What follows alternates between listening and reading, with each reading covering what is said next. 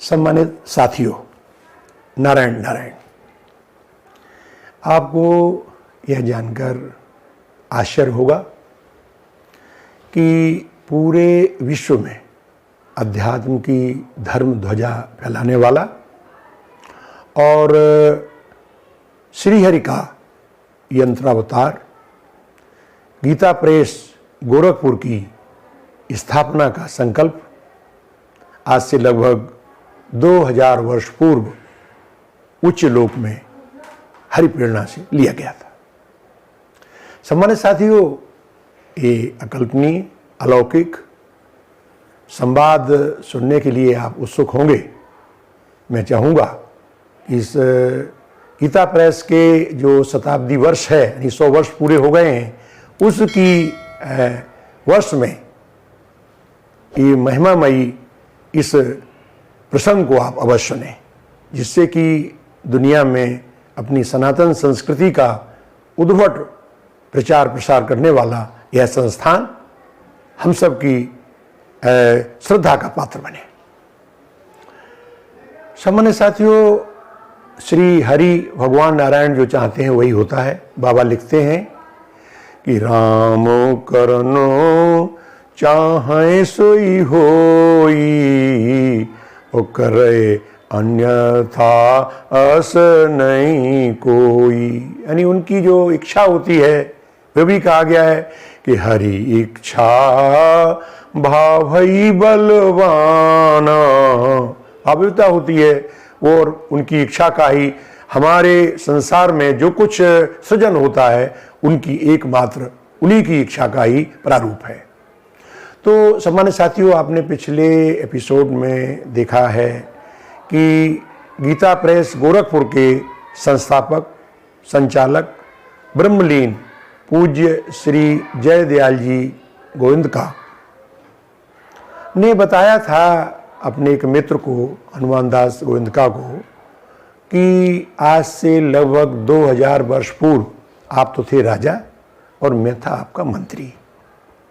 राजपाट छोड़कर आपने संन्यास ले लिया और जंगलों में रहकर के अध्यात्म की चर्चा, प्रवचन, इस तरह के पथ में रहे।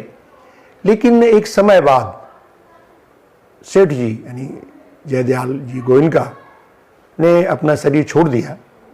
इसके बाद ये थोड़ा सा अपने पद से विचलित हुए और इसके बाद इनकी जब देह छूटी तो ये कई योनियों में भटकते रहे। लेकिन सेठ जी ने कहा कि मैं ऊपर के उच्च लोक में ही लगभग 2000 वर्ष रहा और वहाँ जिसे दिव्य परामर्श मंडल या संत मंडल कहें या हरि इच्छा के द्वारा अध्यात्म की चर्चा को कैसे प्रखर और प्रकांड बनाया जाए, जन जन तक पहुँचाया जाए, इस पर कुछ चर्चाएं हुई। सम्मानित साथियों, हमने कुछ हिमालयन संत सिद्ध महात्माओं के द्वारा इस तरह की भी मैं कहूँ कि नवोन्वेषी चर्चाएं सुनी हैं कि इस कालखंड में ही गीता प्रेस गोरखपुर के सृजन का संकल्प लिया जा रहा था।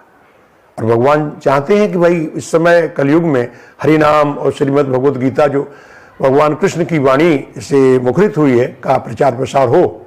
इसलिए उन्हें पंचामृत लोगों का या पंचामृत का एक चयन किया।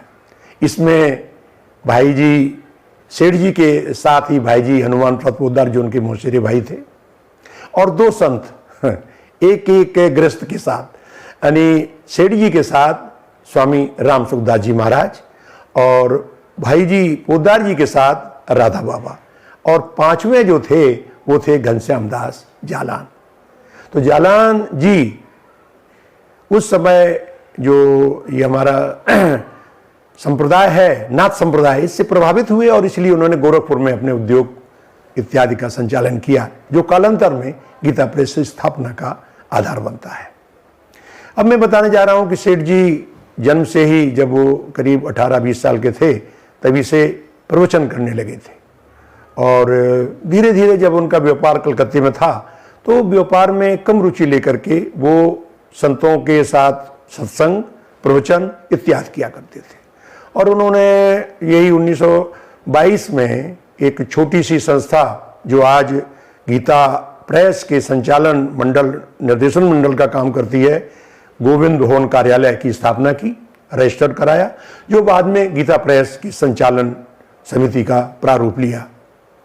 आपने देखा होगा मेरे एक पिछले एपिसोड में गीता प्रेस की स्थापना एक विवाद से हुई, उसमें मैंने पूरा विवरण दिया है, आप चाहें तो क्लिक करके देख सकते हैं। तो जब गीता प्रेस गोरखपुर स्थापना का प्रस्ताव आया तो सबसे पहले जालन परिवार ने, यानी घनश्याम दास जालन जी ने कहा कि आप मेरे पे छोड़ दीजिए, मैं अपने व्यापार से ज़्यादा इस पर ध्यान दूंगा। और इसलिए सेठ जी और भाई जी उनके ऊपर पूरा विश्वस्त हो गए और उन्होंने गीता प्रेस का ऐसा संचालन किया कि लोग कहते हैं कि उनके जो कहते हैं अंगुलियों पर रहता था कि इतने हजार कागज आएगा, इतना छपेगा, इतना कपड़ा लगेगा। उन्होंने अपने व्यापार से ज़्यादा इसको ध्यान दिया। और आप जानते हैं भाइयों कि किस तरह से गीता प्रेस ने श्रीमद् भगवद गीता को सस्ते मूल्य पर छपवा कर पहले तो निःशुल्क रूप में बांटना शुरू किया था और विश्व के स्तर पर घर घर पहुंचा दिया है। इसी क्रम में ये भी बताना चाहूँगा कि कल्याण का जो कार्य था, भाई जी हनुमान प्रसाद जी पोद्दार जो उसके आदि संपादक रहे हैं, मतलब थे उस समय, और सेठ जी के आपस में चर्चा के दौरान ये तय हुआ कि एक अध्यात्म का पत्र भी निकाला जाए और जो फिर कालांतर में यहाँ गोरखपुर लाए। आज विश्व के स्तर पर सद साहित्य के क्षेत्र में बहुत बड़ी उपलब्धि हो रही है। कल्याण का तो आप जानते हैं कि सेठ जी के आशीर्वाद से नित्य लीलालीन पूज्य हनुमान प्रसाद जी पोद्दार जी ने जैसा संपादन किया, न भूतो न भविष्यति। उसके बाद उनके नित्य लीलालीन हो जाने के बाद स्वामी जी राम सुखदास जी ने कुछ समय किया और इसके बाद राधेश्याम खेमका जी जो पद्म विभूषण से भी सम्मानित किए गए हैं, उन्होंने कल्याण की प्रसार में अद्वितीय भूमिका अदा की और अंत तक, जब तक वो शिवयोग सानिध्य में गए तब तक बराबर उसकी सेवा में लगे रहे। बड़े बड़े स्मरणीय, अनुकरणीय, दिव्य भव्य विशेषांक निकाले। इसके बाद डॉक्टर प्रेम प्रकाश जी लक्कड़ और कृष्ण कुमार जी खेमका आजकल इसका काम देख रहे हैं। और ये मैं कहूँगा गीता परिवार जो है, गीता प्रेस परिवार वंदनीय, अभिनंदनीय है। प्रधानमंत्री जी, माननीय गृह मंत्री जी, माननीय प्रधानमंत्री जी और माननीय योगी जी ने भी जब इसकी शताब्दी का शुभ दिन था उस दिन अपनी शुभकामनाएं दी, ट्वीट करके बधाई दी। और राष्ट्रपति जी भी आए थे एक समारोह में जब ये प्रारंभ हुआ था। इस तरह से गीता प्रेस ने अपने जो कहूँगा कि वैश्विक स्तर पर जो अपनी पहचान या परचम अध्यात्म को फैलाया है वो अपने आप में अभिनंदनीय है। यहाँ मैं ये बताना चाहूँगा कि गीता प्रेस के जो महाप्रबंधक हैं बहुत ही सरल हृदय और विद्वान हैं। डॉक्टर लालमणि तिवारी जी ने बताया है कि अब तक गीता प्रेस ने करीब 92 करोड़ पुस्तकों का प्रकाशन किया है और इसी तरह 17 करोड़ कल्याण का प्रकाशन भी हुआ है। तो ये अपने आप में अद्वितीय है और ये इनमें विभिन्न समाचार पत्रों में इसकी प्रगति निकलती रहती है।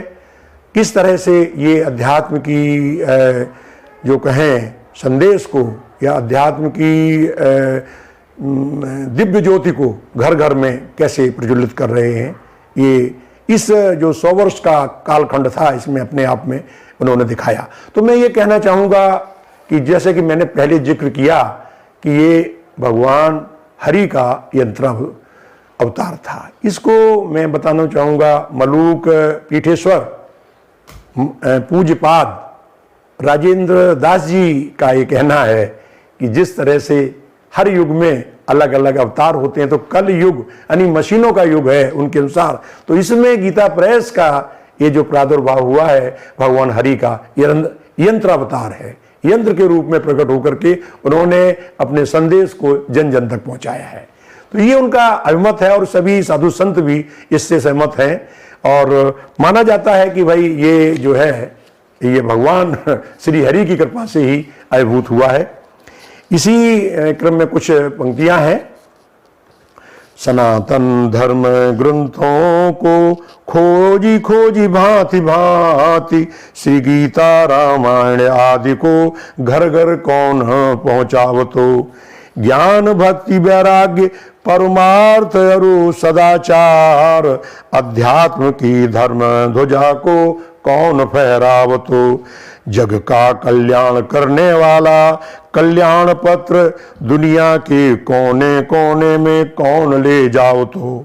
पूज्य सेठ जी भाई जी की कृपा मूर्ति गीता प्रेस, आज जो न हो तो सद साहित्य कौन छपा हो तो। ये एक इस तरह से लोगों की भावनाएं हैं जो हम आपके सामने प्रस्तुत कर रहे हैं। अंत में मैं फिर वही जो गीता प्रेस परिवार के प्रति मैं नतमस्तक होकर के उनका अभिनंदन करता हूं कि 100 वर्ष के कालखंड में गीता प्रेस ने जो सनातन साहित्य की या सनातन परंपरा की जो धारा को प्रज्वलित किया है, कीर्तिमान किया है, उसके लिए वो वंदनीय है, अभिनंदनीय है।